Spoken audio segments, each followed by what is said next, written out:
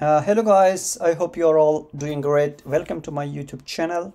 In this video, I'm going to show you how to export a Word document into PDF. Are you ready? So let's get started. Click on Launchpad and search for Word. And once you open the Word document,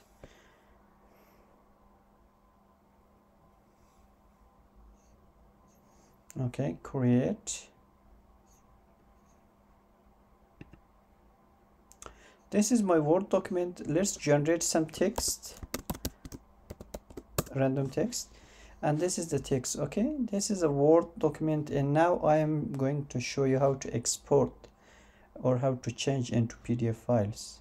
Very easy.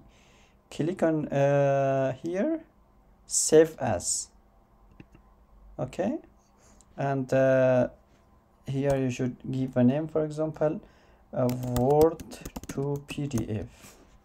Where you wanna save, I'm going to save on the desktop, and here you should choose the file format. It is Word. You have to choose PDF, as you can see here, PDF, and now click on export. Yeah, that's it.